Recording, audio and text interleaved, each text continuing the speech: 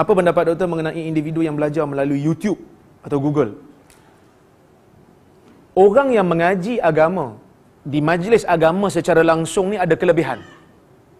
Sebab Nabi SAW sebut, man salaka tariqan yaltamisu fihi ilm, sahalallahu lahu tariqan ilal jannah. Wa innal malaikata la tada'u ajnihatahum alaih ala talibil ilm ridham bima yasna.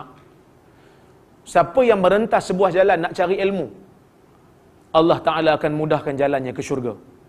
Dan malaikat akan memayungkan sayapnya ke atas penuntut ilmu, kerana reda dengan apa yang dilakukan oleh penuntut ilmu. Maksudnya malaikat akan menaungi orang yang duduk dalam majlis ilmu ni dengan sayap dia dan mendoakan orang yang berada dalam majlis ilmu ni. Maka sebab itu ada satu hadis dalam Sahih Bukhari, malaikat ni, inna lillahi malaikatan sayyaratan yattabi'una majalisar zikir. Bagi Allah ni ada malaikat-malaikat yang berjalan di muka bumi, yang mengembara di dunia ni, nak cari orang yang duduk dalam majlis zikir. Majlis zikir ni majlis ilmu lah. Majlis yang disebut padanya halal dan haram, yang disebut padanya ayat-ayat Al-Quran. Maka bila mereka berjumpa dengan ahli-ahli majlis ilmu ni, bila sampai ke Allah nanti, Allah Ta'ala akan tanya kepada malaikat ni, apa yang kamu nampak mereka buat? Nanti mereka bertasbih, berzikir, ingat pada kamu ya Allah. Mereka nak apa? Mereka nak syurga. Mereka nampak ke syurga tu macam mana? Mereka tak nampak. Apa yang mereka buat kalau mereka nampak syurga? Mereka akan lebih kuat berzikir kepada kamu, ingat kamu ya Allah. Apa yang mereka minta rindung dalam majlis tu? Mereka minta perlindungan daripada neraka. Adakah mereka nampak neraka? Tanya Allah. Tak nampak.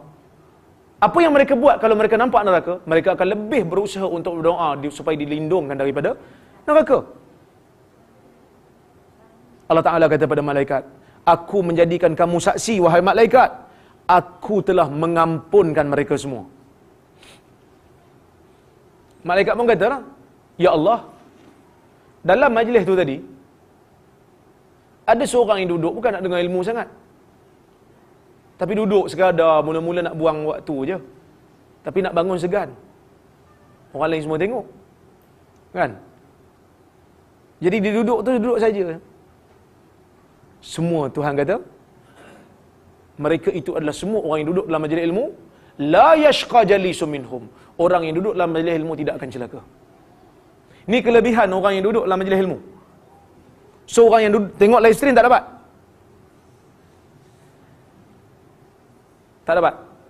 Tapi kalau dia tak dapat dengar majlis ilmu, tak dapat kelebihan ni, lebih baik dia tengok live stream dan Google daripada dia buat benda yang tak berfaedah yang lain. Dia kata tak payah pergi majlis ilmu lah, daripada saya tak ada buat apa-apa, lebih baik saya pergi tengok melodi, contohnya. Baiklah tengok live stream kuliah ilmu, lebih baik pada tengok melodi yang gosip aja tu, contohnya. So dia ada tingkatan yang paling tinggi duduk dalam majlis ilmu. Tak dapat duduk dalam majlis ilmu, tengoklah YouTube ke live stream ke yang ilmu, daripada tengok benda-benda yang tak berfaedah yang lain. So kalau tak dapat semua, jangan tinggal semualah.